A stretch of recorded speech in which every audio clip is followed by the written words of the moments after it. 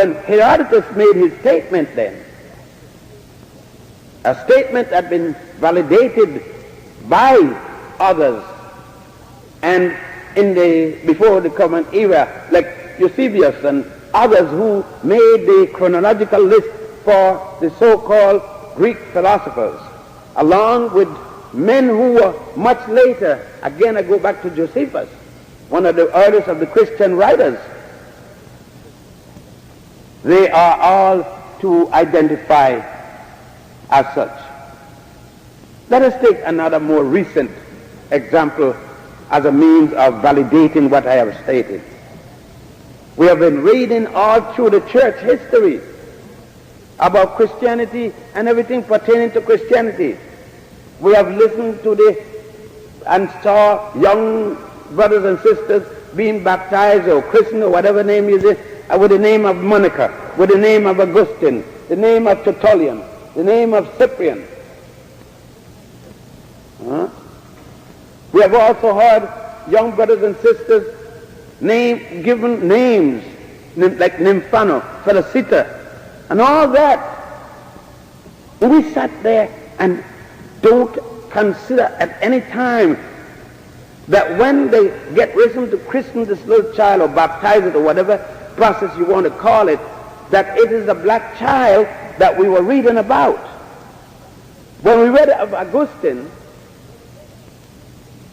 the bishop of Hippomagnus, the man who gave us our most modern concept in the Christian church, our Christian dogma dealing with moral laws for women to follow, and of course men.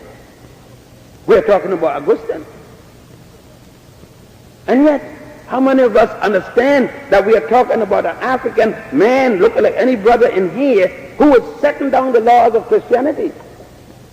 You know of St. Augustine, Monica's son, Patrick's son, North African who was a member of the Manichaean religion before he converted to what was then called the New Religion. And when we talk about Perpetua, Nymphano,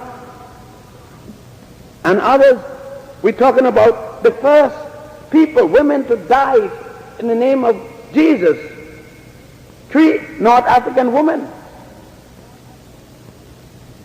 Tertullian, the first social writer of the common church, the Christian church, didn't become bishop because the Pope didn't at the time like the writings of Tertullian because he was writing of the same people that Jesus identified with.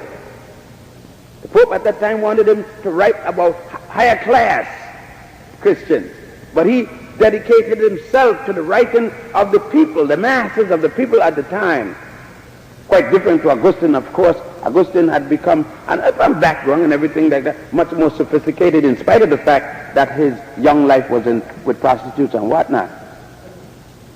Oh yes, Augustine had a son named Abuqueta with a prostitute who supported him for 12 years. He overcome that when he converted and went to Rome. Now, with this kind of background, a background that even gave us,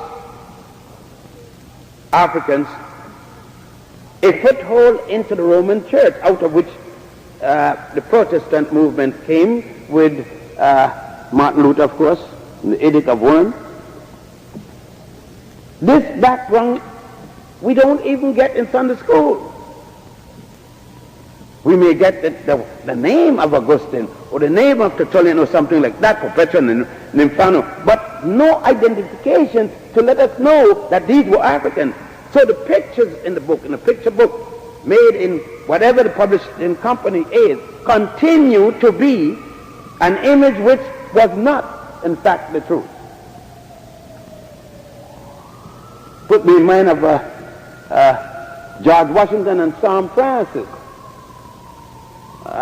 They were talking about the Constitution the other day and caught me up in a little discussion in a college, and I said I wasn't interested in the Constitution, didn't mean anything to me. Of course, it made a lot of people unhappy, including some black brothers and sisters in the law school. They were willing to hang me. So when I told them if Betsy Ross could have a lot of nonsense written about her, for putting a few pieces of rag together and call it a flag, how come Phoebe Francis don't have the same thing said about her in the Congressional Hall? At least she saved George Washington from being poisoned by his bodyguard, Thomas Hickey.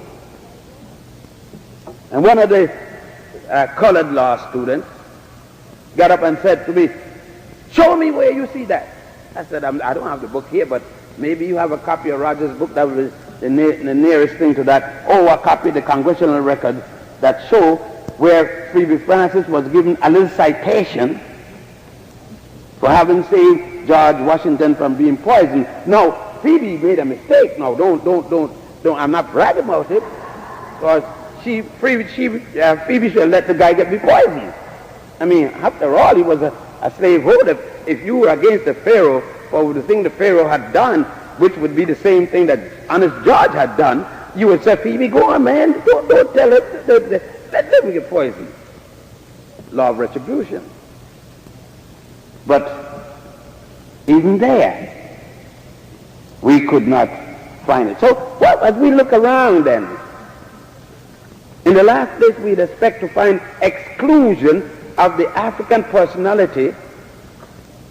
Yet when we were the foundation, I'm not even speaking to get our rich deserve, as Professor George James said in his book Stolen Legacy. I'm not even claiming the origin of the concept of theology or religion. That come later. We could give a whole lecture on that. Because then I will have to go with the concept of God before Abraham was born. Long before that. But I'm speaking about even today in the Roman Church, the Anglican Church, the American Church, and even the synagogue and mosque, we are excluded.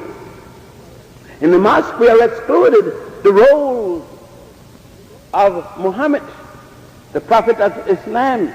We don't even hear about ourselves, in spite of the fact that Muhammad's grandmother, maternal grandmother, was an Ethiopian, and he speaks of it. In spite of the fact that it was an Ethiopian that taught Muhammad Haksat Kubad ibn Rabad, which they call Bilal. So we can't, even if we escape the exclusion in Christianity and we go to Islam, we find there's an exclusion there. We find an exclusion in Judaism. Why? Why there's an exclusion of the people who started it all? Because they said, well, Moses will learn in the ways of the Egyptian. He became an Egyptian priest. Remember now, there wasn't no Israel yet. When Moses was supposed to be in Egypt, there was no Israel when Moses died.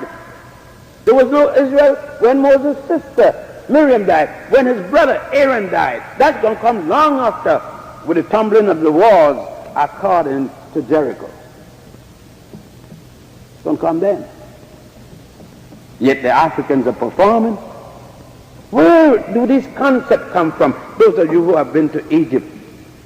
The concept of the sanctity of birth,